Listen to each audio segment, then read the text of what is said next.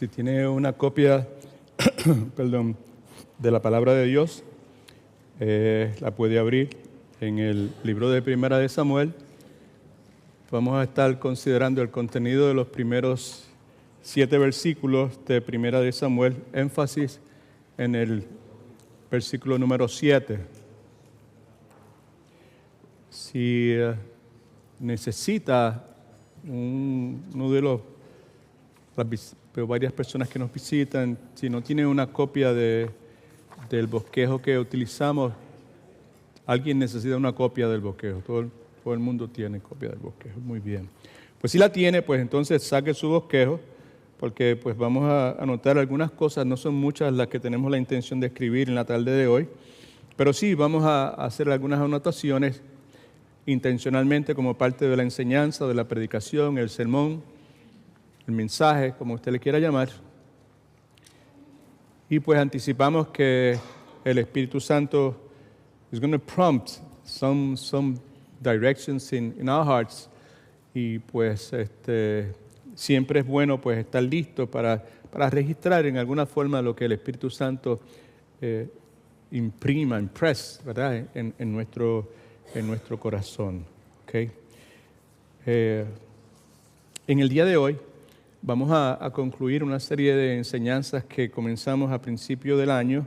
La misma la titulamos Lecciones que he aprendido en la oscuridad, y la intención era que en las primeras semanas de este año pues visitáramos algunas enseñanzas que Dios nos dio como iglesia a través del tiempo que llevamos como iglesia, y eso es lo que hemos estado haciendo. En el día de hoy pues concluimos precisamente volviéndonos a enfocar en el ejemplo extraordinario que tenemos nosotros en la vida imperfecta por demás de un ser humano llamado David, un ser humano que es muy probable que si viviese en el día de hoy y estuviese buscando ser miembro de alguna iglesia, lo más probable es que le negarían entrada a esa iglesia. Sin embargo, la Escritura se lo identifica, le permite la Escritura ser identificado, obviamente la intervención del Espíritu Santo, que es el que inspira toda la Escritura. ¿Alguien dice amén? Right? Okay. Permite ser identificado como un hombre con un corazón conforme al de Dios, que es el título más extraordinario que se le pueda conceder a un ser humano, si pensamos bíblicamente, ¿verdad? Que alguien pueda decirle, este hombre, Pedro, tiene un corazón como el de Dios.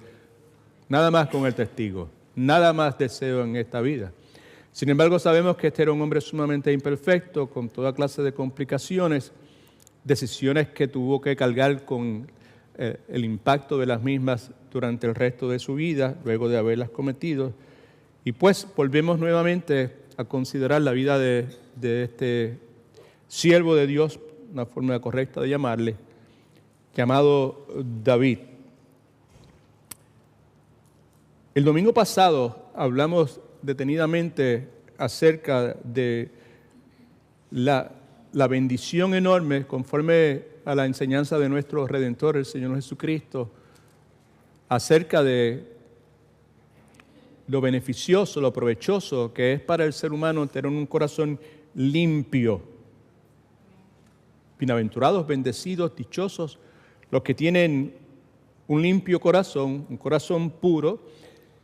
Y Cristo dice enfáticamente en esa porción bíblica que estudiamos el domingo pasado que el beneficio enorme es que estas personas podrán ver a Dios. Habla de un corazón limpio. Vamos a estar hablando hoy de un corazón también que Dios considera apropiado, que agrada a Dios. Right? Dijimos que este corazón, cardia, la palabra griega, metafóricamente representa al hombre interior, representa el centro de nuestra personalidad, representa el lugar, es el lugar bajo el diseño de Dios donde se ubican nuestros motivos, nuestras actitudes. Incluye procesos mentales, incluye nuestra voluntad. Domingo pasado hablamos de nuestra necesidad de darnos cuenta de nuestra incapacidad de producir ese corazón puro. Nosotros no podemos producir ese corazón puro. sucio, difícil, dirían mis hermanos puertorriqueños. Tratar de generar nosotros por nuestra propia iniciativa, por nuestras decisiones, por nuestras buenas obras, por nuestro esfuerzo, ese corazón limpio. Insistimos también que necesitamos permanecer en la palabra de Dios si es que deseamos tener ese corazón limpio, vivir una vida controlada por el Espíritu Santo que simplemente requiere confesión y arrepentimiento. Confesión, arrepentimiento, confesión, arrepentimiento, trae como resultado una vida controlada por el Espíritu Santo. Amén, aleluya. Gloria a Dios, right? Okay. Y también, como volvemos a ver en la tarde de hoy, precisamos clamar a Dios consistentemente, orar a Dios, rogar a Dios, ya que nosotros no podemos generar este corazón puro, que Él lo haga, ¿verdad? Crea en mí, Señor, un corazón limpio, corazón puro. Esa precisa ser nuestra oración. Consideramos también el resultado de esta pureza interna, de este corazón limpio, este corazón puro, y es que nos permite conocer a Dios de forma correcta, nos permite tener intimidad con Dios. Muy importante por demás el hecho de que este corazón limpio y puro que Cristo dice que es una gran bendición, permite que nosotros podamos vivir la vida desde una perspectiva bíblica, mirar las cosas a través de la perspectiva de Dios. Y muy importante, por lo menos para mí en el día de hoy, el hecho del corazón limpio nos permite vivir nosotros conscientes 24/7 de la presencia de Dios. Y cuando solo estoy. Hace un momento cantamos eso.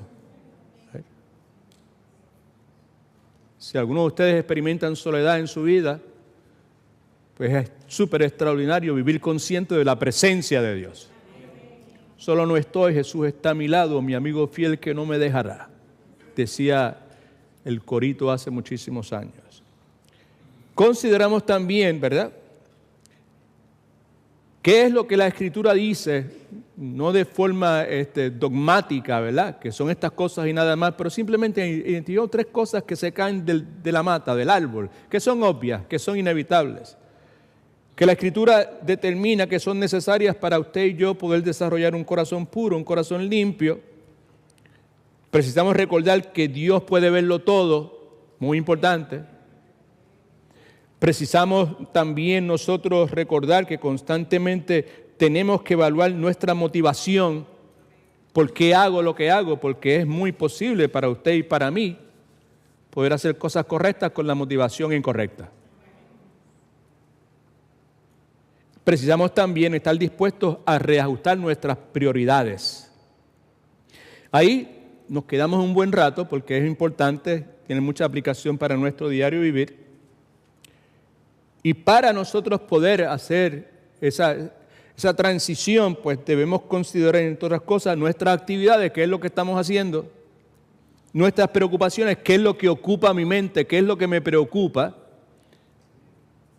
Y concluimos señalando que debemos considerar nuestras ambiciones.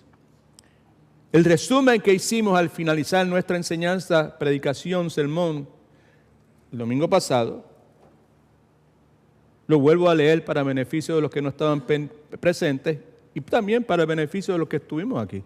Porque la inmensa mayoría de nosotros no nos acordamos absolutamente nada de lo que escuchamos el domingo pasado. ¿No? La inmensa mayoría de nosotros no nos acordamos de casi nada de lo que hablamos el domingo pasado. Amén. Es precisamente por esa razón que tenemos la cosita esta. O sea, es una de las razones por las cuales conseguimos con esta práctica, ¿verdad? Dijimos lo siguiente: la persona que es limpia o pura de corazón continuamente está consciente de la presencia de Dios. ¿Cuántos quieren estar continuamente conscientes de la presencia de Dios? Pues no sucede así porque sí. Sucede, es el producto inevitable de un corazón puro y limpio. La persona que es limpia y pura de corazón se contenta con ser alabado por Dios. El aplauso, la alabanza, la aprobación la quiere única y exclusivamente de Dios. Y la persona que tiene un corazón limpio, puro, como estamos definiéndolo, ¿verdad?, Es una persona que es controlada por las prioridades de Dios. Y el resultado de ser limpio, puro de corazón, es el ser verdaderamente bienaventurado, bendecido, dichoso, ¿verdad? Y el poder ver a Dios en las circunstancias de la vida. Bienaventurados, dichosos, los de limpio corazón, porque van a ver a Dios, ¿verdad? Y eventualmente vamos a ir más allá de ver a Dios en todas las eventualidades de nuestra vida. Eventualmente lo vamos a ver cara a cara, como la Escritura así enseña. En la tarde de hoy vamos a considerar la palabra de Primera de Samuel, como señalé hace un momento, capítulo 16, versículos de 1 al 7. Vamos a considerar el personaje principal en esa narrativa, que es David. En ese momento no es rey, en ese momento es escogido por la decisión exclusiva de Dios, ¿verdad? Y al considerar al rey David, particularmente nos enfocamos en lo que se conoce como el corazón del rey David. Y la razón por la que hacemos eso nuevamente, esto lo hemos hecho varias veces en el pasado, este tipo de enseñanza, es porque es altamente beneficioso para cada uno de nosotros, por lo menos para mí es altamente beneficioso visitar, considerar consistentemente principios bíblicos como este, ¿verdad? Porque nosotros deseamos grandeza.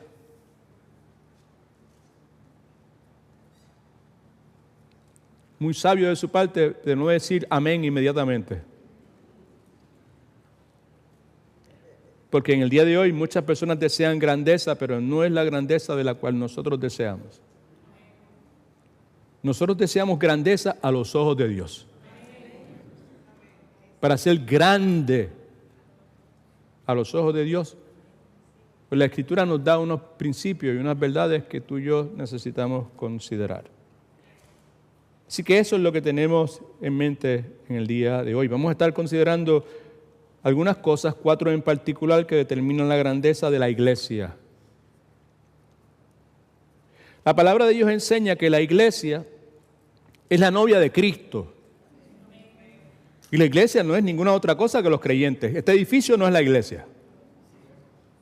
Si los que están aquí presentes han nacido de nuevo, han nacido espiritualmente, son parte de la iglesia porque son creyentes. Así que la Escritura enseña que la iglesia es la novia de Cristo. Obviamente Jesucristo es el novio, un novio que está eternamente enamorado de su novia. Quizá usted es parte de la iglesia, pero muy pocas veces le corre por su mente el hecho de que usted es la novia de Cristo y que Él está bien enamorado de usted. Esa misma Escritura también enseña que Jesucristo tiene unas expectativas claras para su iglesia. Y nuevamente la iglesia está compuesta de creyentes. La Escritura enseña que la iglesia, el cuerpo de Cristo, está compuesta por seres humanos donde mora permanentemente el Espíritu Santo de Dios, porque en el momento del nuevo nacimiento el Espíritu Santo viene a vivir permanentemente. Hemos dicho a la saciedad que el ser humano no es hotel ni motel del Espíritu Santo, que puede entrar y salir, que entra y sale. No es de esa forma. Si me porto bien, se mantiene ahí. Si peco y si desobedezco, se va. No funciona de esa forma.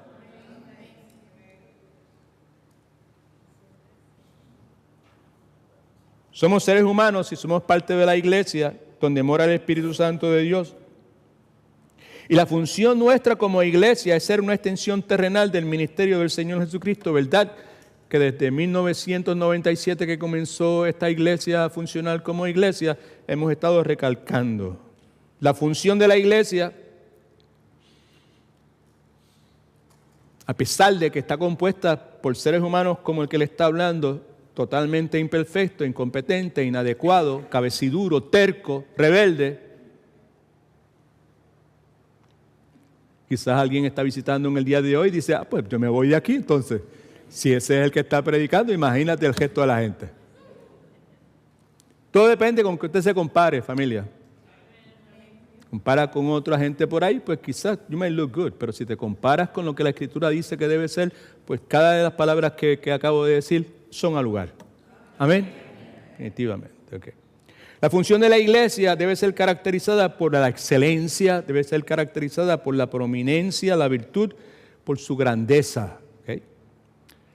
La palabra de Dios consistentemente enseña que la grandeza de una persona, de un grupo de personas, es determinada por su carácter, no es determinada por la apariencia de la persona, no es determinada por las propiedades de la persona, por las conexiones de la persona, por la influencia de la persona, por el poder financiero. La prominencia de una iglesia no es determinada por ninguna de esas cosas, ¿ok? Claro está, eso a los ojos de Dios, a los ojos de personas que se identifican como cristianas, puede que la cosa cambie y yo someto a su conciencia tristemente que cambia. Porque mucho de lo que nosotros pensamos como cristianos es más influenciado por la mentalidad que tenemos a nuestro alrededor que por lo que la palabra de Dios enseña. La porción bíblica es primera de Samuel capítulo 16, versículo de 1 al 7. La tiene usted en su Biblia, la tiene usted en el bosquejo que le dimos y la tiene usted también inevitablemente detrás de mí. ¿Cierto? ¿Está detrás de mí? Primera de Samuel, versículos 16 del 1 al 7. El contexto aquí es que Samuel está en medio de una crisis, está deprimido, no ha cesado de quejarse, no ha cesado de llorar, ¿verdad? Ante el hecho de que Dios ha decidido remover su bendición de Saúl, sacarlo del lugar donde está y colocar a otra persona. Por eso es que el pasaje comienza en el versículo 1 de esta forma. Dijo Jehová a Samuel, ¿ok? Luego de que Saúl es descartado como rey. ¿Hasta cuándo llorarás por Saúl como se llora a un muerto? Habiéndolo yo rechazado para que no reine sobre Israel. Y sabemos, Dios toma esa decisión ante la rebelión, ante la obstinación de Saúl y por su determinación de desobedecer lo que Dios ya había establecido con claridad en su palabra. Continúa entonces dándole instrucciones a Samuel en cuanto a lo que tiene que hacer. Ya le dijo, deja de estar llorando. Lo que tienes que hacer ahora es llena tu cuerno de aceite, es un envase donde se colocaba un aceite con el propósito de ungir un nuevo rey. Y ven, te enviaré a Isaí de Belén, que era parte de la tribu de Judá, porque de entre sus hijos, fíjense lo que dice, me he elegido un rey. En otras palabras, es escogido por Dios conforme a su voluntad, no por designios humanos. Sabemos que la Escritura enseña que Saúl fue escogido por el hombre, pero David fue escogido por Dios. Versículo 2. Y Samuel le preguntó, ¿cómo iré? Porque tendría que pasar en camino a Belén por una ciudad o pueblo que se llamaba Gabán. Y si Saúl lo supiera, me mataría, ¿verdad? Todo el mundo estaba consciente del desequilibrio, del estado emocional fuera de control en el cual Saúl se encontraba, ¿verdad? Todo el mundo lo conocía en Israel. Y si Saúl lo supiera, me mataría. Y Jehová Dios le responde, toma contigo una becerra de la vacada para ofrecerla como un sacrificio de paz, importante. Y di, si alguien te pregunta, a ofrecer sacrificio a Jehová he venido, porque el lugar para ofrecer sacrificio podía ser cualquier lugar, no tenía que ser un templo, no tenía que ser el tabernáculo, podía ser cualquier lugar, cualquier pueblo, cualquier población. A ofrecer sacrificio a Jehová he venido. Versículo 3, invita a Isaí al sacrificio. En otras palabras, la ceremonia iba a ser no para todo el mundo, iba a ser para un grupo limitado de personas. Y yo, muy interesante, subraye yo, que es importante en este caso, porque el Dios es el que está hablando, el mismo Dios que le habló a Moisés, el mismo Dios que Jesús, ¿verdad? Segunda persona de la Trinidad, que le habla a Pablo. Y yo te enseñaré lo que has de hacer. Lo mismo que Dios le dijo a Moisés, tranquilo porque yo te voy a enseñar lo que vas a hacer. Y el mismo Dios que le dijo a Pablo, tranquilo porque yo te voy a enseñar lo que tienes que hacer. Y describe qué es lo que tiene que hacer. Me ungirás al que yo te diga, ¿verdad? Esta expresión indica el reconocimiento y la ordenación que iban a hacer de parte de Dios. No era él el que lo iba a hacer, era Dios el que lo iba a hacer. Versículo 4. Hizo pues Samuel como lo dijo Jehová. Luego llegó a Belén, y los ancianos de la ciudad salieron a recibirlo con miedo, porque Israel en aquel entonces, aún en el día de hoy probablemente, asocia el oficio de un profeta con juicio. Si en una ciudad llegaba un profeta, aquí la cosa se va a poner mala. Por eso es que dice, luego que él llegó a Belén, los ancianos de la ciudad salieron a recibirlo con miedo y le preguntaron, ¿es pacífica tu venida? En otras palabras, ¿todo está bien? Sí, versículo 5. Vengo a ofrecer sacrificio a Jehová. Santificaos, limpieza y lavado externo con agua pura, ropa limpia, algo que ellos mismos se hacían, ¿verdad? Limpiaos, santificados, mejor dicho, y venid conmigo al sacrificio, ¿verdad? Respondió él, eso es Samuel. Luego santificó él particularmente a Isaí y a sus hijos y los invitó al sacrificio, ¿verdad? Versículo 6. Aconteció que cuando ellos vinieron, vio él, esto es Samuel, perdónenme, vio él externamente. Aquí es que empieza la enseñanza, familia, preste atención. Vio él externamente a Eliab. Era el hijo mayor. Eliab quiere decir, mi Dios es padre. Y conforme a lo que nos dicen los estudiosos del Antiguo Testamento, la apariencia de Eliab era externamente impresionante. Era un tipo bien alto, probablemente bien fuerte, con las características humanas que posiblemente usted le adjudica a una persona que va a ser el líder de un pueblo. Y se dijo para sí mismo, Samuel, se dijo, de cierto, delante de Jehová estás ungido. En otras palabras, este es el tipo, este es el que es. Pero Jehová, versículo 7, perdónenme, que es el que, como señalé hace un momento, es clave para nuestra enseñanza. Pero Jehová respondió a Samuel, no mires a su parecer, en otras palabras, no te enfoques en su apariencia externa, ni lo grande de su estatura, porque yo lo desecho como había desechado a Saúl. ¿Por qué razón? Porque Jehová no mira lo que mira el hombre. Y sabemos que es hombre y mujer, la humanidad, los seres humanos. Jehová no mira lo que mira el hombre, pues el hombre mira lo que está delante de sus ojos, la apariencia externa es el enfoque de su atención. Pero Jehová mira el corazón, ¿ok? Así que el hombre es fácilmente impresionado o engañado por lo que ven sus ojos o lo que sus oídos escuchan. Pero Jehová mira el corazón. El corazón incluye emociones, deseos, motivaciones, intelecto y voluntad. Cristo, nuestro Redentor, en Mateo capítulo 12, versículo 24, nos recuerda que de la abundancia del corazón habla la boca. En Lucas 16, 15 nos dice que Dios conoce los corazones, Dios pesa los corazones. El versículo 7 nos dice nuevamente, no mires a su parecer ni a lo grande de su estatura, porque yo lo desecho, porque Jehová no mira lo que mira el hombre, pues el hombre mira lo que está delante de sus ojos, pero Jehová mira, ¿cuál es la última palabra? El corazón. Es el lugar de donde brotan nuestros deseos, a eso es lo que a Dios le interesa. Es el lugar de donde brotan nuestros sentimientos, el lugar de donde emanan nuestras motivaciones. El lugar de donde surgen nuestros impulsos, nuestras pasiones, como señalé hace un momento. La Escritura nos habla con claridad acerca de David.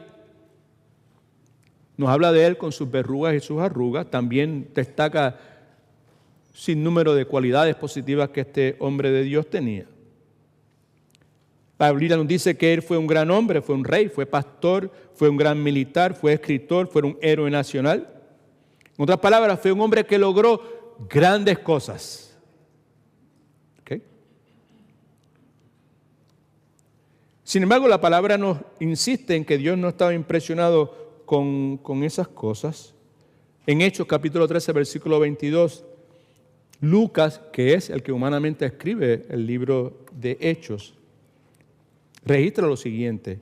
Quitado este, está en sus notas, está en la pantalla, está en la Biblia, que es lo más importante. Quitado este, el quitado este es ¿quién? Saúl. Gloria a Dios. Quitado Saúl, fuera de circulación, removido Saúl. Les levantó Dios por rey a David, de quien dio también testimonio, diciendo, he hallado a David, hijo de Isaí, varón conforme a ¿qué?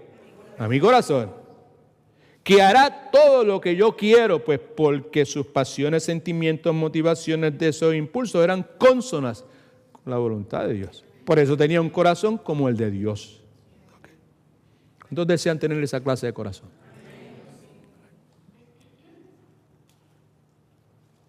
Es un hombre conforme a mi corazón.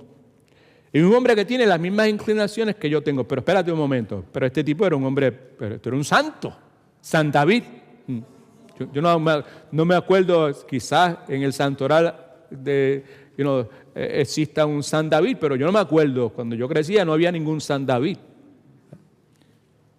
Y en términos de conducta y comportamiento y sus decisiones y sus acciones, pues sabemos que no era ningún santo. Pero un hombre conforme al corazón de Dios, con las mismas inclinaciones, con la misma mente. Y como tenía las mismas inclinaciones, porque quería lo mismo que Dios quería, ¿verdad? Y tenía los mismos deseos que Dios tenía, por lo tanto, era un hombre que era aprobado y amado por Dios. No vamos a extendernos mucho en la tarde de hoy. Vamos a entrar de lleno a unos principios bíblicos que usted y yo tenemos que tener claros en nuestra mente, pues porque nosotros somos bien propensos a olvidarnos de las cosas que son importantes. A ver, acordarnos de cosas que no tienen mucha importancia y olvidarnos de cosas que en realidad lo tienen, ¿verdad? Así que vamos a considerar entonces 4 principios bíblicos que determinan la grandeza de una iglesia, y la iglesia está compuesta ¿de qué? De creyentes, de personas. ¿Eh? La grandeza de una iglesia, de personas delante de los ojos de Dios. Yo deseo ser grande a los ojos de Dios. Y si yo deseo ser grande a los ojos de Dios, hay unas características en la vida de David que yo preciso tratar de emular. ¿Cuántos me han entendido hasta ahora? Eso es lo que queremos hacer. Para las personas que nos están visitando, eso es lo que queremos hacer hoy. Oramos temprano al Señor, leímos la Escritura, presentamos nuestra adoración por medio de cánticos y de las otras formas que se puede expresar su adoración al Señor. Y ahora pues lo estamos haciendo a través de la proclamación de su palabra, de la predicación de la palabra de Dios.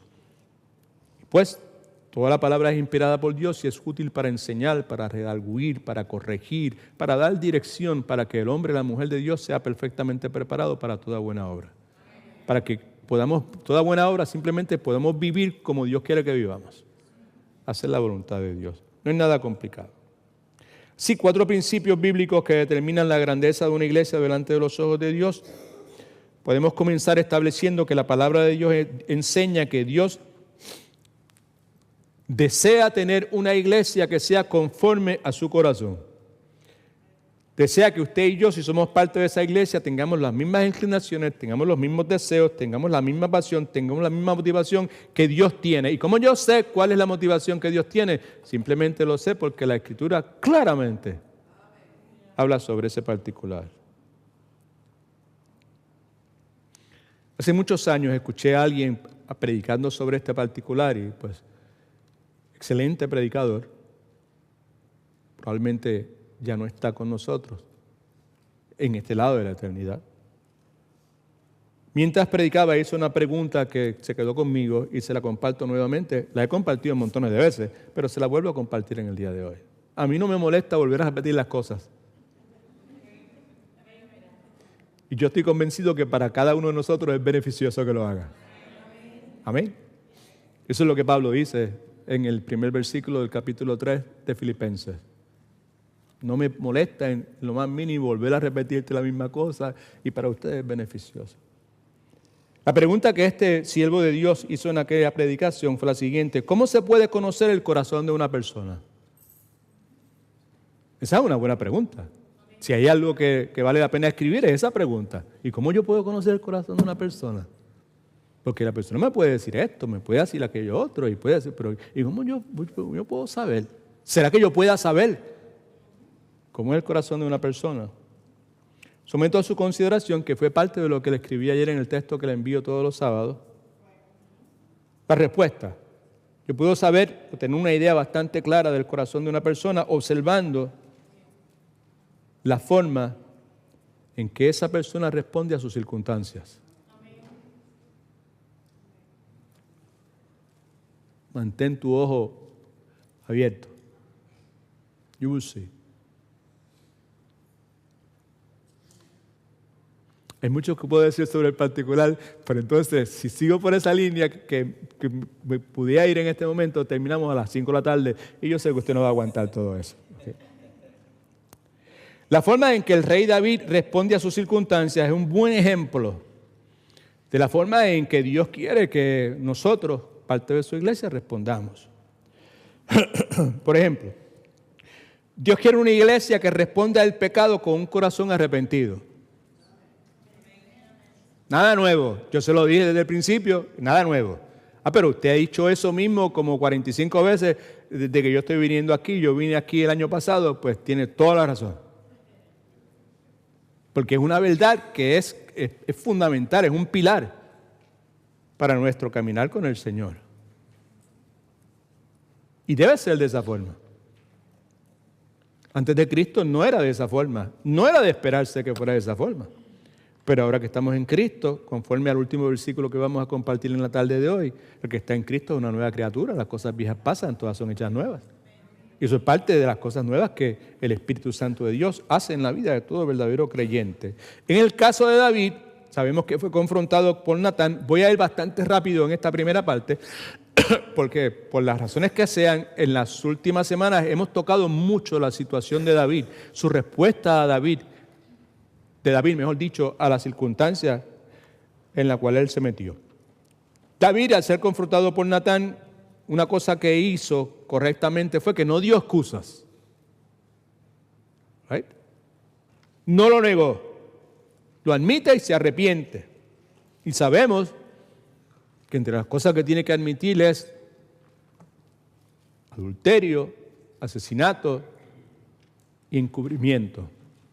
Someto a su consideración de esas tres cosas, la más que la Escritura enfatiza, contrario a lo que muchos de nosotros pensemos, no es adulterio, es el asesinato. Porque lo que él hace es contra natura a la descripción de trabajo que Dios le dio, que era cuidar del pueblo de Dios. Si usted lee, hace por ahí por su propia cuenta, se da cuenta que el issue que Dios tiene con David luego de eso, y la gente que Dios utiliza para expresar su rabia y su morriña contra David, no es la cuestión del adulterio, es la cuestión del asesinato. La sangre de Urías está en tus manos. Y usted puede leer por ahí y se dará cuenta de que eso es de esa forma. Vemos entonces que como David no lo niega, Salmo 51, 1 y 3, como hemos dicho la saciedad, pues esto ya es algo que es claro para nosotros como iglesia. Ten piedad de mí, Dios, conforme a tu misericordia, conforme a la multitud de tus piedades, borra mis rebeliones, lávame más y más de mi maldad, límpiame de mi pecado, porque yo reconozco mis rebeliones y mi pecado está siempre delante de mí. Sabemos que él no dio excusa, sabemos que no lo negó, sabemos que lo admitió y lo arrepintió, porque entre otras cosas lo registra ahí palabra por palabra, para que a través de la eternidad, pues personas como usted y yo, miles de años después, tengamos claro qué fue lo que aconteció en la vida de este hombre. ¿Okay? Así que la palabra es muy clara, me gusta mucho porque nos dice, como diríamos en inglés, the good, the bad and the ugly, de cualquier persona. No se limita como nosotros haríamos probablemente si estuviéramos escribiendo la Escritura por nuestra propia cuenta, diciendo las cosas buenas de los héroes de la Biblia. Dice las cosas buenas, pero también identifica las cosas que no son muy buenas que digamos. Y la Escritura nos dice que David fue un rey, fue un pastor, fue un músico, fue un poeta, pero fue un mentiroso. ¿Cómo? Fue un adúltero y fue un asesino, fue un traidor. Sin embargo, Alabe a Dios. La Escritura lo identifica como un hombre conforme al corazón de Dios. Y eso es una buena noticia. Para muchos de nosotros que por la herencia religiosa que nosotros traemos, no voy a mencionar nombres en este momento, la inmensa mayoría de nosotros tenemos una herencia religiosa, la religión que la mayor parte de nosotros nacimos, de que cuando nacimos nos pusieron en esa religión, creó en nosotros, ¿verdad?, unas ideas y unos conceptos que muchos de nosotros todavía estamos cargando con nosotros. En cuanto a si Dios me acepta a mí, en base a que Dios me acepta a mí. Y la realidad gloriosa que lo que acabo de señalar en este momento, que David fue mentiroso, adúltero, asesino y traidor y muchísimas otras cosas más, una familia totalmente disfuncional forever and ever and ever. Sin embargo, Dios decide permitir que él sea reconocido como un hombre conforme al corazón de Dios. ¿Y cuál es la implicación que para usted es tan seria? Pastor Edwin, si usted quiere llamarme de esa forma, no hay problema. Es buena noticia porque lo que me dice a mí es que usted y yo no tenemos que tener un corazón perfecto para tener un corazón conforme al de Dios. That's a good news right there. No entiendo, simple. Como usted y como yo, David pecó grandemente. Ja, ja, ja, ja, ja, ja, ja, ja, ja, ja, ja, ja, ja, ja, ja. Right? ¿Qué es eso? Sí. David pecó grandemente, ¿verdad? ¿Sí? Como nosotros. ¿Sí? Es un amén, tiene que ser amén. ¿Seguro? Bueno, usted habrá pecado grandemente, pero a mí no me metan en ese grupo ahí. Esa mentalidad es parte del problema que tenemos.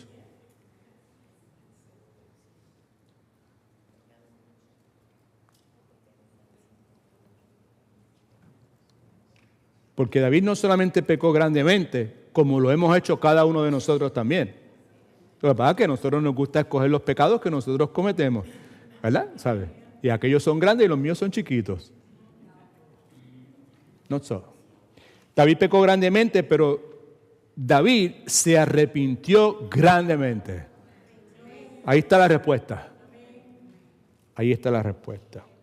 Vemos eso en Salmo 51, versículos 7 y 17, donde nos dice la razón por la cual lo hizo. Obviamente si lo hizo es porque el Espíritu, como leímos, ¿se acuerda? El último versículo que leímos ahí al principio, mejor dicho, que era el versículo 13, si no me equivoco, de primera de Samuel 16, que desde ese momento en que Saúl lo unge, el Espíritu de Dios de Jehová vino a morar en David, right? Okay. So, si él lo hizo, ¿verdad? Si él se arrepintió grandemente, obviamente es por la presencia del Espíritu Santo de Dios en él, ¿verdad?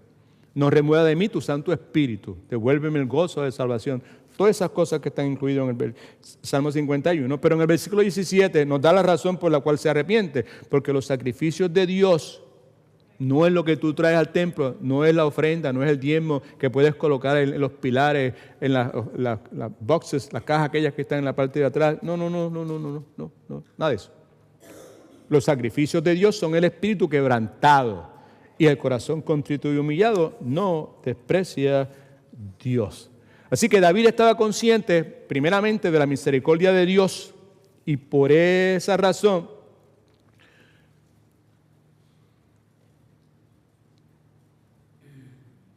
tu misericordia es mejor que la vida. ¿Se acuerda? Tu misericordia, cante, puso en mí una canción. Tu misericordia vivifica al caído. Tu misericordia, oh Dios, me alcanzó y mi vida coronó.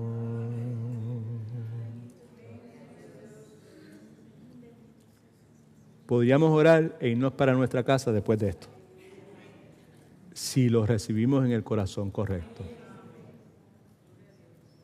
David lo entendió.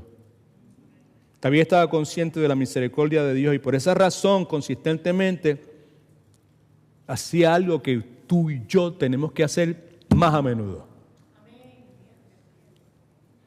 David se enfocaba más en el perdón de Dios que en sus fracasos. Escuche lo que le voy a decir en este momento, parece como un juego de palabras, pero no lo es. Es simplemente una verdad gloriosa expresada en una forma que puede captar nuestra atención. David se enfocaba en la misericordia de Dios porque era un hombre conforme al corazón de Dios. Tenía la mente, tenía el pensamiento, tenía las inclinaciones, tenía la ambición, tenía las pasiones de Dios. Right? Okay. Pero David era también un hombre conforme al corazón de Dios porque se enfocaba en la misericordia de Dios. ¿Se da cuenta? No es un juego de palabras. Se lo repito nuevamente para que se lo disfrute, para que se lo goce, para que le saque todo el jugo que le pueda sacar, porque tiene jugo para sacar. David se enfocaba en la misericordia de Dios porque era un hombre conforme al corazón de Dios. Era un hombre conforme al corazón de Dios porque se enfocaba en la misericordia de Dios. Muy importante. Antes de entrar en el próximo punto, les recuerdo que constantemente tenemos esta batalla, tenemos una lucha contra el mundo, ¿verdad? El mundo que Pablo dice que no nos conforméis a este mundo, su filosofía, su forma de pensar. Ese es un enemigo que está 24/7 en todo momento a nuestro alrededor y que cuando salgamos de aquí va a estar esperándonos allá afuera. Y tenemos una lucha con Satanás y sabemos que nuestro peor enemigo somos nosotros mismos, nuestra carne, ¿no? Pero Satanás, entre las cosas que hace, es que nos ha engañado por mucho tiempo, moviendo, ¿verdad? Tú sabes, moviendo estos gigantes que batallan en la mente de cada uno de nosotros. ¿Cuántos de ustedes tienen gigantes en su cabeza que están ahí batallando en todo momento, ¿verdad? Y Satanás ha engañado a muchos cristianos moviéndolos a pensar de esta forma. Debido a tu pasado, debido a lo que hiciste, Dios nunca podrá utilizarte a ti. Estás descualificado, estás descualificada. Y lo que el ejemplo de David, el corazón de David, ¿verdad? ¿Sabe? Pronto a arrepentirse, ¿verdad? Confesar su pecado, me recuerda a mí que si Dios puede utilizar a una persona como David, right, con todos los problemas, las complicaciones que este hombre tuvo en su vida, de seguro puede utilizar a cualquiera de nosotros. That's the good news. Amén. Vuelvo a repetir, lo mismo que hemos repetido por mucho tiempo, son lecciones que yo he aprendido en la oscuridad. Ese es el título de la serie que terminamos en el día de hoy. La oscuridad es cuando las cosas se complican. La oscuridad es cuando el problema se complica de tal forma que todo se oscurece. Cuando parece que no hay salida, tú sabes, ¿no? La cosa se complica de tal forma que tú no puedes ver ni lo que tienes al frente tuyo. Y podemos seguir tratando de clarificar o hacer una ilustración de lo que es la oscuridad, pero es aflicción, es adversidad, es rechazo, es abandono, es soledad.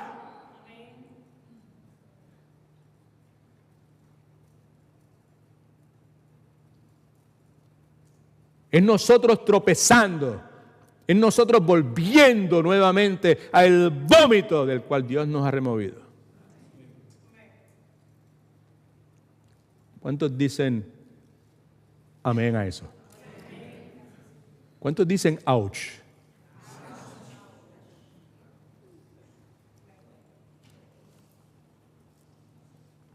El punto, familia, es que usted y yo no necesitamos ser perfectos. Esta es la lección en la oscuridad que yo he aprendido. Yo no necesito ser perfecto. Yo lo que necesito es arrepentirme rápido. Y admitir que estoy mal. La otra cosa que Dios quiere es que Dios quiere una iglesia que responda a la angustia, a la adversidad, a la aflicción, a la agonía con un corazón confiado. Que confiemos en Él. Ninguna de estas cosas es fácil, pero su gracia siempre es suficiente. Su poder se perfecciona en nuestra debilidad. Salmista se expresa de esta forma: en mi angustia invoqué a Jehová y Él me respondió. Jehová está conmigo. No temeré lo que me pueda hacer el hombre. Porque David es lo que estamos considerando. Y de paso, esta misma enseñanza la hemos hecho como 3 o 4 veces en esta iglesia. desde el 1997 hasta acá. Y cada vez que lo hacemos, para mí es algo nuevo, es fresco. ¿Por qué razón? Porque se supone que sea algo nuevo y algo fresco. Amén. Porque la persona que hizo esta enseñanza en el 1997, para nada debe ser la misma persona que es en el día de hoy. ¿Amén o no? ¿Right? Se espera que yo haya madurado un poquito, ¿no? Se espera que mi mente haya sido renovada un poco. Se espera que mi perspectiva de cómo yo veo lo que está pasando sea de una forma distinta, ¿no?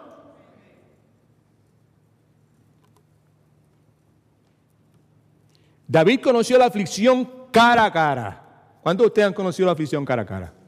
¿Cuántos de ustedes están conociendo la aflicción en este momento cara a cara? ¿Can I see your hand? Claro que sí. Yo soy uno de esos. Pastor Marsal es uno de esos. Pastor Willy y hermana Rosita son otros de esos. Y yo estoy viendo caras aquí que yo conozco y sé que, y no voy a decir sus nombres por cuestión de confidencialidad, pero yo sé que ustedes también. ¿Por qué volver a visitar la cuestión de David? Porque es un buen ejemplo para nosotros.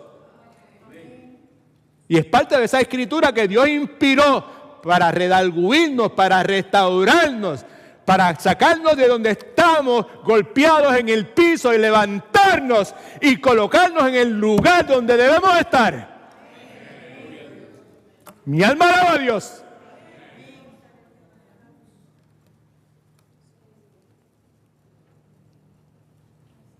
David estuvo toda su vida en constantes guerras con naciones vecinas, pero fue un genio militar.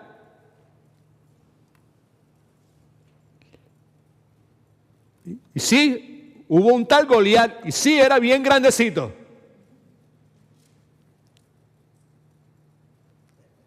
Pero ese no fue el único Goliat que él tuvo que enfrentar. Fueron muchos, aunque físicamente no fueron así de ese tamaño, pero posicionalmente y el reto que representaban eran gigantes. Y lo mismo sucede con muchos de nosotros en este momento. Son gigantes.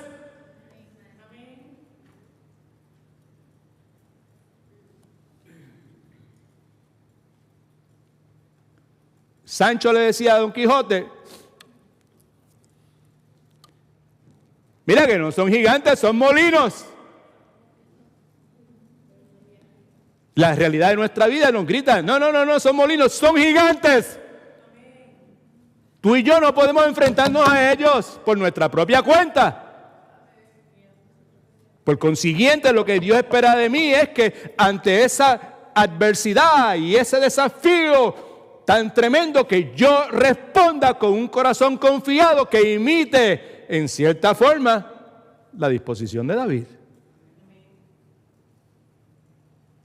Conoció la aflicción cara a cara. Preste atención porque en este momento estoy hablando de usted y de mí.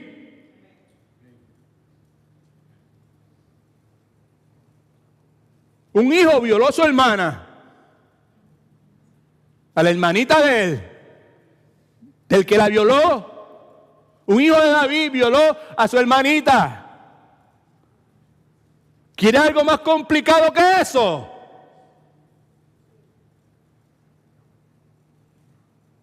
Y otro hermano vino y lo mató. Sucio, bien difícil.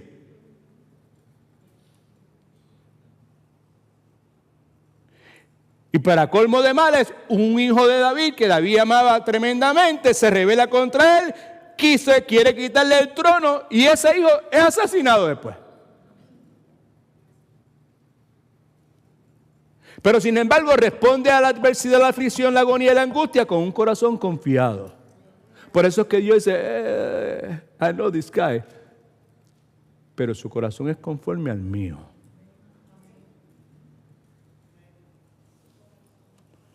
Salmo 46:1 es la respuesta de David. Dios es mi amparo y mi fortaleza. Es mi pronto auxilio en las tribulaciones. Así que podemos inferir o decir o concluir o señalar o proclamar o pronunciar o declarar, como sea, que David experimentó grandes tragedias, aflicción, adversidad en su vida y sobre todo en su vida familiar, que es donde más duele. Para los que están visitando, yo me pongo la mano aquí en la oreja, eso quiere decir que usted debe decir amén. Amén. La adversidad es adversa y la aflicción es aflictiva. Pero cuando se trata de ese círculo cercano que nosotros tenemos, la cosa cambia. Experimenta toda clase de tragedia, aflicción y adversidad en su vida familiar y durante toda esa odisea, porque era una odisea, la respuesta de David siempre fue un corazón confiado. Yo voy a confiar en Dios. Yo voy a confiar en el Dios que por las razones que le pareció correctas puso sus ojos en mí y me atrajo hacia Él.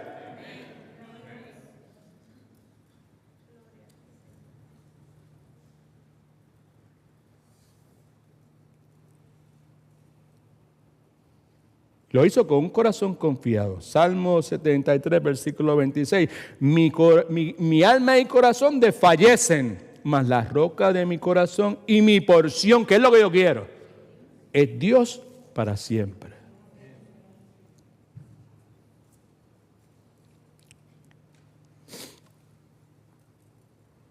Creo que lo señalé hace un momento, lo vuelvo a repetir, me gusta mucho la Escritura porque la Escritura es la palabra de Dios y pues me entristece que no la obedezco en la consistencia que quisiera, pero la amo y quiero amarla más y quiero amarla mejor. Una de las cosas que me agrada es la transparencia, cómo uno pretende, cómo uno quiere mostrar héroes que son perfectos. Yo veo depresión en la Escritura por todos lados.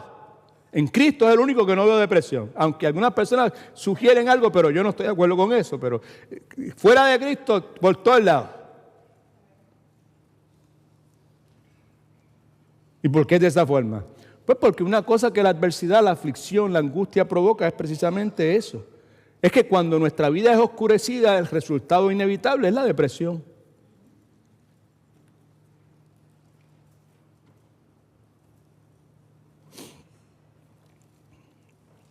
Uno de los salmos más bonitos que David lo escribe mientras pasa por un periodo grande de depresión, Salmo 116, versículo 10. Entre las cosas que dice es, mantuve mi fe, aun cuando decía, estoy afligido. Eso quiere decir deprimido en el lenguaje de hoy. Estoy afligido en gran manera. ¿Cuál es el punto? Algunos de nosotros estamos pasando por gran adversidad, aflicción y angustia. Perdóneme que vuelva a hacer la misma cosa, pero le vuelvo a preguntar. ¿Será que usted en este momento está pasando por gran adversidad, aflicción y angustia? Can I see your hand? Son menos entonces en este momento. No hay problema. Okay. Sea o no sea su condición en este momento, esa es la mía. Necesitamos hacer lo que David se mantuvo haciendo. ¿Qué fue lo que David se mantuvo haciendo? Se mantuvo creyendo. ¿Okay? ¿Creyendo qué? Lo que la Escritura dice. ¿Pero qué en particular? Si quieres te contesto. Jeremías capítulo 20, versículo 11. Mas Jehová está conmigo como un poderoso gigante. Por tanto, los que me persiguen tropezarán y no prevalecerán. Alabado sea Dios. Una tercera cosa que Dios quiere. Dios quiere una iglesia que responda al ministerio con un corazón servicial. Si usted ha sido parte de esta iglesia local por algún tiempo, usted no tiene problema reconociendo la palabra ministerio. ¿Y sabe de qué se trata? Tristemente, en otros lugares, pues la gente no está tan clara en cuanto a qué es ministerio.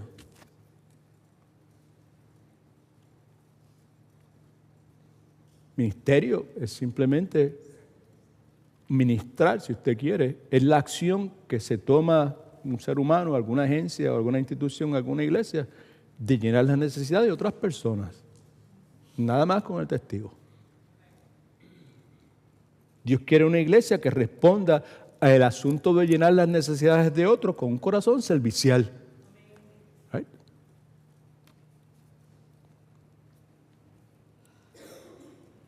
En el caso de David vemos consistentemente, él desea, su deseo es hacer la voluntad de Dios por encima de cualquier otra cosa. Algo que vemos perdóneme, Hechos 13:22. Vemos en Hechos 13:22 este caso aquí, ¿verdad?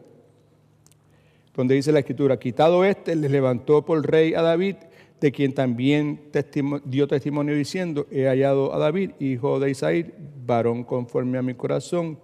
Subraya lo último, quien hará todo lo que yo quiero. En otras palabras, David estaba dispuesto a hacer lo que Dios le dijese. Puesto de otra forma, podemos concluir entonces que David tenía un corazón servicial. Entonces, mi pregunta es, para mí, no para usted. Cuando yo considero a David en esa disposición, ¿qué es lo que dice claramente? Otra vez, he hallado a David, hijo de Isaí, varón conforme a mi corazón, quien hará todo lo que yo quiero.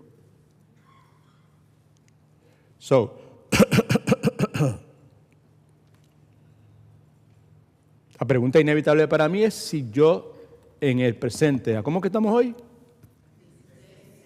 ¿A 10 y cuánto? ¿De qué? ¿De qué año?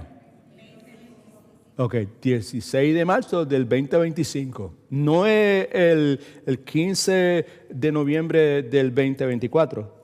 No es en julio 16 del 2005. No es en agosto 17 de 1997 que fue que comenzamos esta iglesia. Es en el día de hoy. Es hoy. No es lo que yo hice por ahí. Lo que estoy tratando es, no es el pasado. Right? Ya yo serví lo que tenía que servir. It don't work like that. Ahora se pone un poquito más complicadito y las caras que estaban sonrientes ahora se ponen más serias. Porque las flechas empiezan a caer cerca de uno. Y cuando las flechas empiezan a caer cerca de uno, pues uno como que se encoge y se incomoda un poco. ¿Okay? La pregunta para mí entonces es, ¿puede Dios decir lo mismo de mí? ¿Tú estás dispuesto a hacer lo que Dios te diga que hagas hoy, en este día? No el año pasado. Hoy yo lo hice por años y Él me mandó para India y fui para India. Y me mandó para Ucrania y estuve en Ucrania. Y me mandó para China y estuve en China. Y me mandó para las Filipinas y estuve en las Filipinas. Fue mi experiencia antes de ser pastor. Pero no es ese tiempo, es ahora, es hoy. Es hoy. Me mandó a estar presente los miércoles, 2 miércoles al mes aquí, esperando que vengan personas que vienen en busca de alimentos. ¿Estás disponible? Right? ¿Estás dispuesto a hacer lo que Dios te dijo que tienes que hacer? Rápido. 3 características de una iglesia que es servicial. Una iglesia que le sirve a Dios de todo corazón. Salmista dice, con todo mi corazón te he buscado, no me dejes desviar de tus mandamientos. La palabra enseña que David servía a Dios con celo, con gran entusiasmo. Simple. Yo tengo un dilema en este momento, pasados los años. Como decía la alabanza que cantábamos aquí hace un tiempo y hace tiempo que no la escucho, decía, cansado del camino. ¿Right?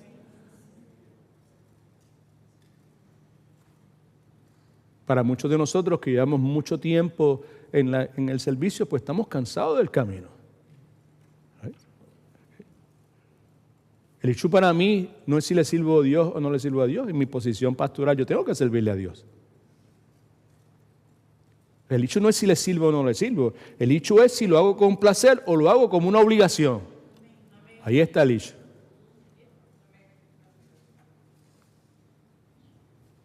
Y nuevamente, o decimos amén o decimos ouch. Me duele.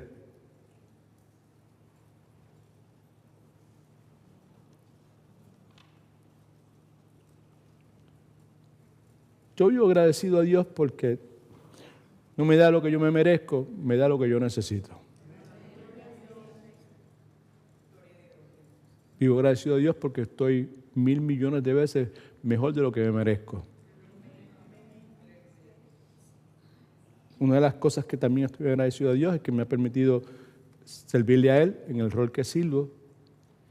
y que me ha permitido hacerlo alrededor de personas que aman a Cristo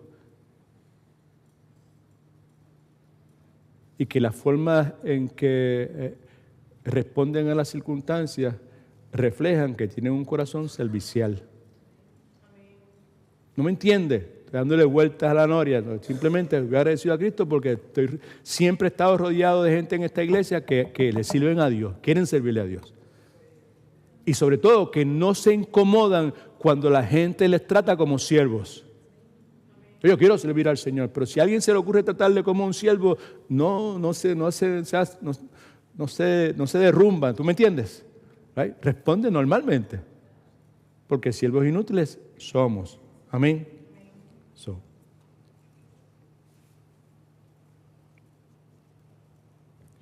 Jesucristo quiere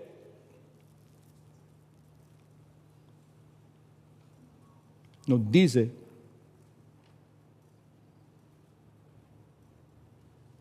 que la grandeza viene por el servicio.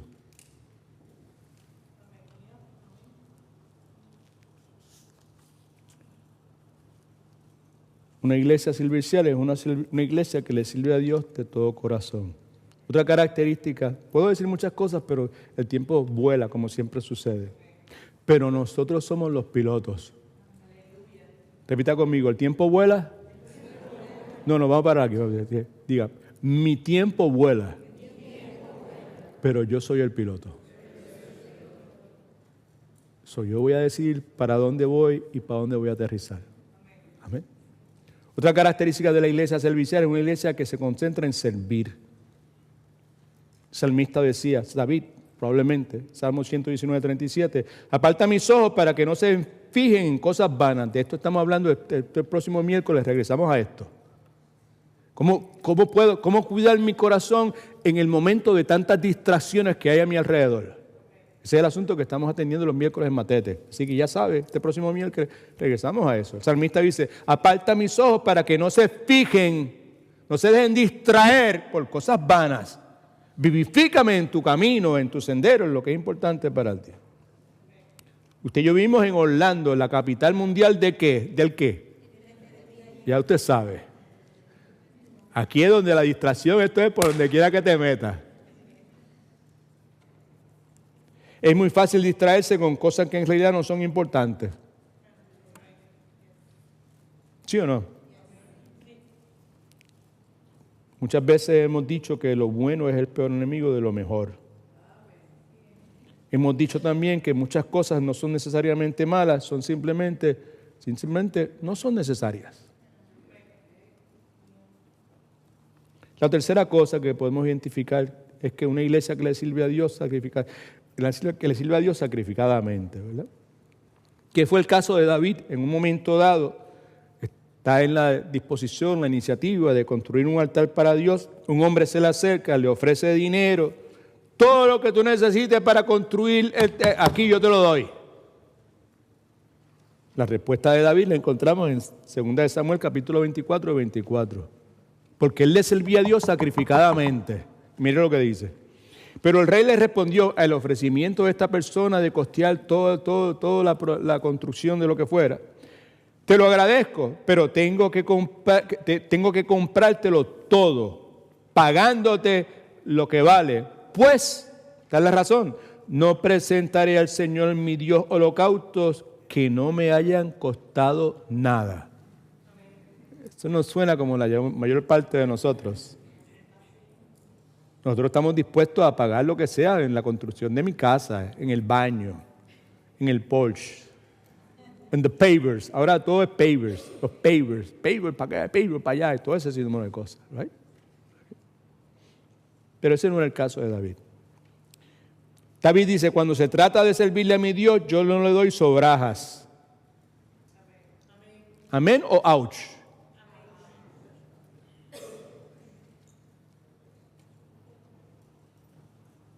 Cuando se trata de servirle a mi Dios, yo no le sirvo a Dios cuando no me cueste nada. Yo le debo todo a mi Señor y no le voy a ofrecer algo que no me cueste. ¿Cuántos son cristianos? Pregunta entonces, ¿cuánto le está costando a usted ser cristiano?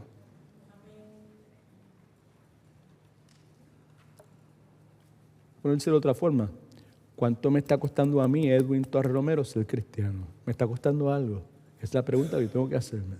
Antes de pararme aquí, preguntarle a ustedes. Así que una iglesia grande, un grupo de creyentes grandes delante de los ojos de Dios, componen una iglesia, ¿verdad? Y esa sería una iglesia grande, grande en el sentido de Dios. Son personas que cuando pecan se arrepienten, son personas que en tiempos de dificultades confían en Dios, son personas que en cuanto al ministerio, ¿verdad?, son serviciales. Escuche que es importante. El resultado de hacer estas tres cosas, ¿cuáles son las tres cosas? Arrepentirme rápidamente. Confiar en Dios, no importa la circunstancia donde yo esté. Ser servicial independientemente de si me reconocen o no me reconocen, o si la gente me trata como un siervo o lo que sea, ser servicial. El resultado de esas tres cosas es una cosa que se llama éxito. Y como hemos repetido la saciedad, ese es un término que precisa ser definido por la iglesia, por la Escritura, no por el mundo. En la misma medida que fracaso, usted no permita que nadie le defina fracaso. Que sea Dios en la Escritura que le defina fracaso y que sea Dios en la Escritura que le defina éxito. Pero el resultado de esas tres cosas que hemos mencionado hasta ahora es éxito bíblicamente definido. ¿Okay? Pero aún eso, éxito, Carlos, ¿verdad? Carlos, ayuda. Necesita ser condicionado por lo que es importante a los ojos de Dios. Y podemos concluir diciendo que Dios quiere que su iglesia responda al éxito con un corazón humilde. Es lo último en sus notas. Dios quiere que tengamos éxito en nuestras vidas, pero quiere que ese éxito lo utilicemos para fortalecer nuestro carácter. Primera de Samuel, capítulo 18, versículo 14, dice la Escritura que David se conducía prudentemente en todos sus asuntos y Jehová estaba con él. ¿Qué quiere decir eso? Si Jehová estaba con él, en todos los asuntos de él, iba a tener ¿qué? Éxito. ¿Right? Lo mismo pasaba con José. Todo le iba bien porque Jehová estaba con él. Tenía éxito. ¿Sí o no? Claro que sí. ¿Right? Sí que podemos decir sin miedo, ¿verdad?, que Dios quiere que tengamos éxito en nuestras vidas, pero Dios quiere que utilicemos ese éxito para fortalecer nuestro carácter. David, en conclusión, podemos concluir o decir, ¿verdad?, que era uno de los hombres probablemente que más éxito haya tenido de los que están registrados en la Escritura. Héroe nacional.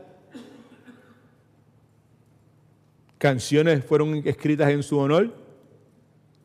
Now you gotta be a big deal, pero tú sabes, para que alguien te escriba una canción a ti, ¿verdad? O sea, tiene montones de canciones que le fueron escritas en honor a él. La gente de Israel era loca con David. Sin duda, la figura más popular de su generación y de toda la Escritura, uno de los personajes bíblicos por excelencia, ¿verdad? Alguien dijo que el éxito, ¿verdad?, es el examen final para el corazón del hombre. Esta misma persona dijo que es más fácil manejar la adversidad que manejar la adulación y el éxito. En Salmo 115, versículo 1, vemos cuál era la actitud de David cuando las cosas le iban bien. Aquí es donde nosotros tenemos que aprender. No a nosotros, Jehová, esto es cuando las cosas le iban bien. El crédito, la adulación, alabanza. No a nosotros, Jehová, no a nosotros, sino a tu nombre la gloria, por tu misericordia y por tu verdad. ¿Cómo es que puede David manejar el éxito? Salmo 75, versículos 5 y 7. Esto es lo que dice. No hagáis alarde de vuestro poder, no habléis con cerviz erguida, porque ni de oriente ni de occidente ni del desierto viene el enaltecimiento, pues Dios es el juez. A este humilla y a aquel enaltece. Bueno, ¿por qué él podía decir eso? Pues porque él conocía esta verdad bíblica. ¿Cuál verdad bíblica? La que vamos a leer ahora mismo en el Salmo 75, versículos 5 y 7. Hay una verdad bíblica.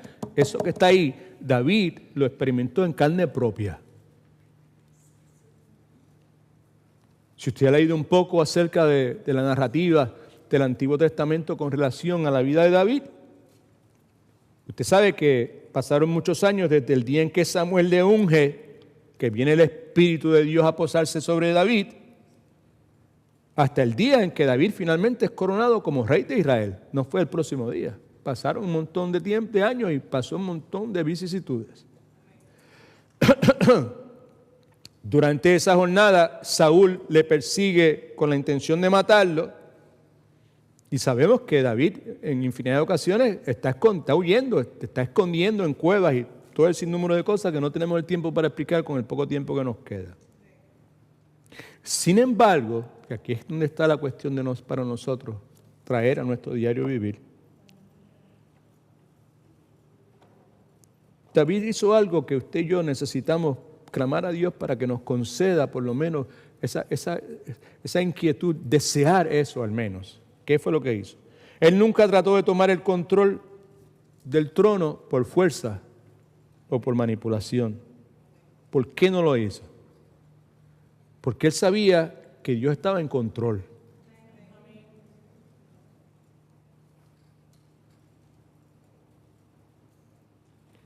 Y porque decidió esperar el tiempo de Dios.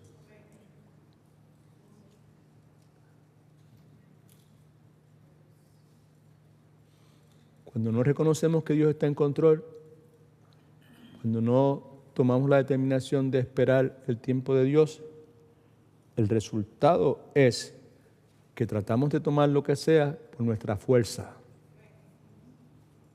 Y eso incluye las manipulaciones que nosotros tenemos, que cada uno de nosotros, empezando por mí, somos muy buenos en nuestras dichosas manipulaciones. Por lo tanto, yo me tomo la iniciativa de recordar primero a mí y después a ustedes que nos es necesario aprender de David, entre otras cosas, a esperar el tiempo de Dios en los asuntos nuestros.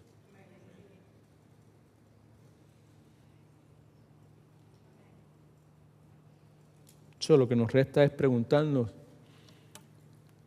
entre otras cosas, ¿cómo estoy bregando con el éxito que Dios trae a mi vida? ¿Cómo yo me puedo preguntar eso, Pastor Edwin, si usted quiere llamarme de esa forma?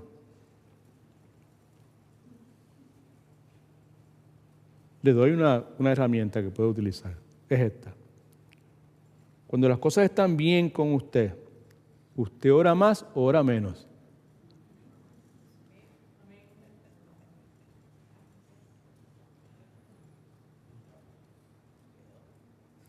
Cuando las cosas están bien con ¿usted lee la Biblia más o la lee menos?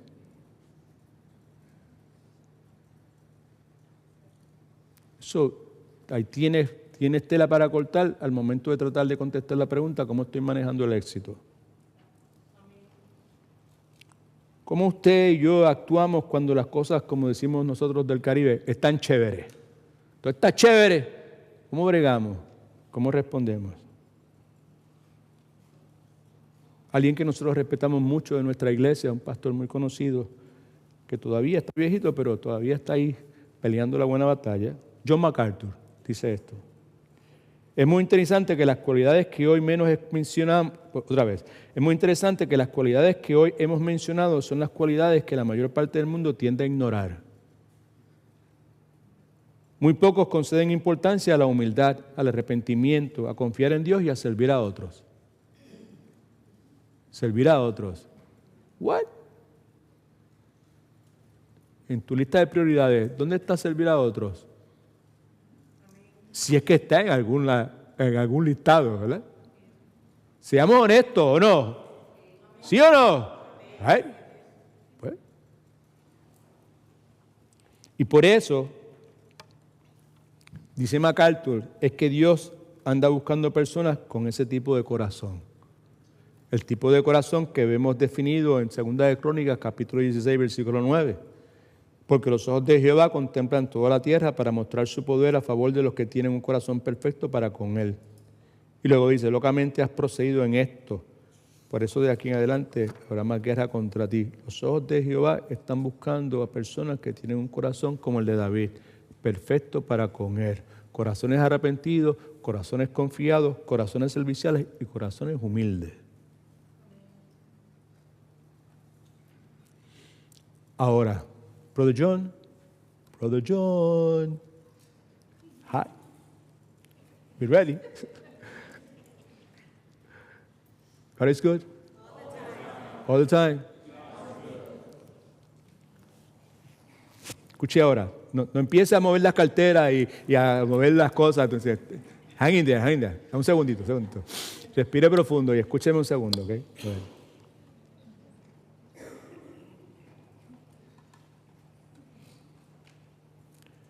Cuando Dios, pasaje que leímos hace un momento, Segunda Crónica, sugiere lo siguiente: porque los ojos de Jehová contemplan toda la tierra para mostrar su poder a favor de los que tienen un corazón perfecto para con él. Contempla la tierra, algunas traducciones lo traducen como anda buscando, está buscando, Dios está mirando, buscando un corazón que llene unas cualidades como las que estamos describiendo. Y lo que yo quiero concluir señalando con humildad y con el deseo de que Dios me ilumine y que yo pueda hacer estas cosas que acabo de compartir con ustedes, una realidad en mi vida como lo fueron en un momento dado. Lo que quiero concluir sugiriendo es que cuando Dios encuentra a una persona,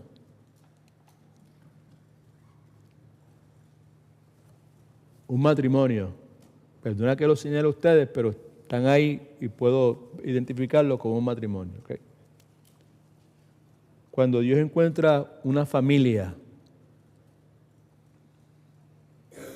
cuando Dios encuentra una iglesia, nosotros, con ese tipo de corazón, arrepentido, confiado, servicial, humilde. Cuando Dios encuentra personas, familias, matrimonios, iglesias con ese tipo de corazón, esto es lo que siempre sucede. Dios los colma de bendiciones.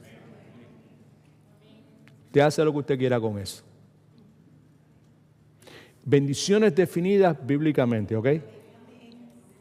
No del último pastor que está en la avenida, la última celebridad que está en la avenida. No, definidas bíblicamente. ¿Ok? Y yo someto a su consideración en conclusión de que ese tipo de corazón, de la misma forma que establecimos que el corazón limpio y puro nosotros no podemos generarlo, pues este tipo de corazón arrepentido, confiado, servicial y humilde, nosotros tampoco podemos generar por nuestra propia cuenta. Es el resultado de lo que la Biblia llama un nuevo nacimiento. En palabras de Pablo, en 2 Corintios 5:17, de modo que si alguno está en Cristo, nueva criatura, eso es lo que es. Eso es lo que precisa suceder. Las cosas viejas pasaron, todas son hechas nuevas. Mi pregunta entonces es, yo no sé cómo decirle en el día de hoy, MRI, scan, cuando tú vas al hospital, rayos X, yo no sé, ¿verdad? Pero cuando yo me criaba le decían radiografía, ¿right? Dios hace una vas al hospital, te hace una radiografía que revela lo que está por dentro, ¿verdad? ¿No? Eso es lo que tengo en mente. Si Dios hiciera una radiografía de su corazón, de mi corazón, en este momento, ¿qué revelaría? Un corazón arrepentido. Estoy mal, Señor. Perdóname, cámbiame. O todo lo contrario. Corazón confiado. Yo me voy a mantener confiando en ti. Yo voy a seguir confiando. La piña está agria, yo no entiendo, yo no sé por qué está pasando lo que está pasando, pero yo voy a continuar haciendo lo que tú me llamaste a hacer. La gente dice que yo soy un responsable, la gente dice que yo estoy loco, la gente dice que no tiene sentido lo que yo haga, me golpean, me maltratan, me rechazan, me abandonan, me traicionan. Pero yo voy a seguir haciendo lo que tú dices que yo debo hacer.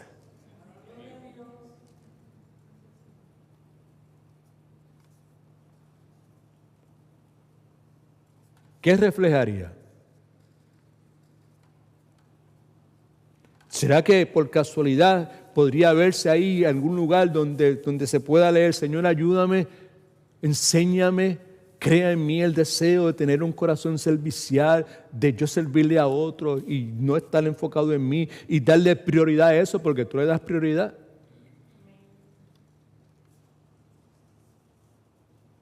Corazón humilde. ¿Será que usted pueda decir, como yo trato de decir muchas veces? Yo le pido a Dios que me ayude a decirlo, no de la boca para afuera. Que lo diga de verdad, como hablaba con un jovencito hace un momento al comienzo del servicio. ¿Cómo está, Edwin? Yo estoy mejor de lo que me merezco. ¿Eh? ¿Será que eso es lo que se ve en nuestro corazón? Mi vida está llena de cosas buenas, Señor, gracias a ti. Yo estoy agradecido. La gloria, el crédito debe ser para ti. Baje su rostro, por favor, donde usted está.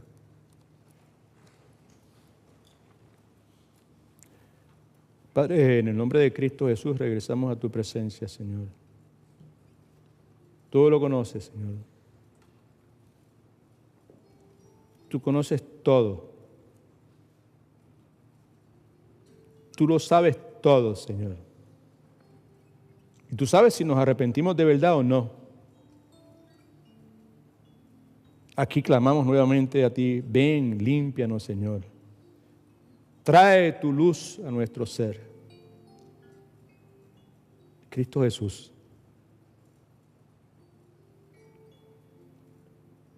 Tú nos compraste, tú nos lavaste con tu sangre preciosa.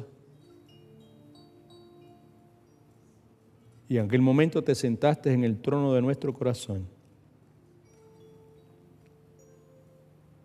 Por las razones que han sido que tú conoces, Señor, ya no estás sentado en ese trono. En esta hora te rogamos que crees en nosotros, aunque sea esto, Señor, el deseo de que tú vuelvas a ocupar el trono de nuestro corazón, Señor. Concédenos un corazón arrepentido que sea sensitivo al pecado.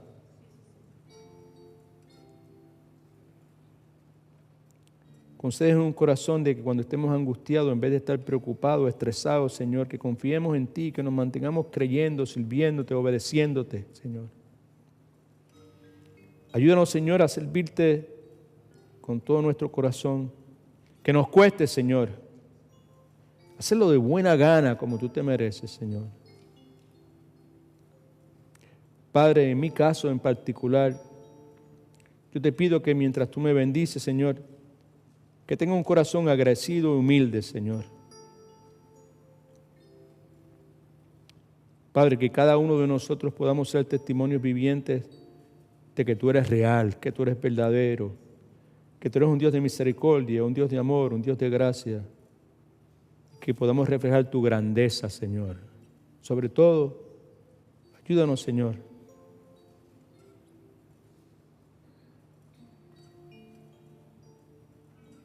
Para que podamos ser, Señor, testimonio de la grandeza de tu salvación en Cristo Jesús. Padre, tú conoces a cada uno de los que aquí están presentes hoy. Sabes cuáles de ellos son tuyos. Sabes que es muy probable, sin duda alguna, que haya muchos que aún han estado aquí por algún tiempo, Señor, quizás todavía no son tuyos. Mi humilde oración temerosa en esta hora, Señor, es por la salvación, clamando a ti, por la salvación de estos que aún no son tuyos, Señor. Quizás es alguna persona que haya venido a visitarnos en el día de hoy, que aún no ha entregado su vida a Cristo, que viene aquí por las razones que sea, le invitaron o por necesidades familiares, económicas, yo no sé, tú sabes. Espíritu Santo de Dios, yo clamo a ti en esta hora para que traigas a esas personas a los pies de Cristo si es que aún no le pertenecen a Él, Señor. Que le permitas ver la necesidad que todos tenemos de un Salvador por nuestro pecado. Que nuestros pecados te separan, nos separan de ti, Señor. Y que la única forma de ser reconciliados contigo, Señor, es a través del único camino que es Jesucristo. Espíritu Santo de Dios, a esa obra que solamente tú puedes hacer. Lleva a esa persona que esté aquí, que aún no conozca a Cristo, a El Salvador. En nuestra súplica, en nuestro clamor en esta hora.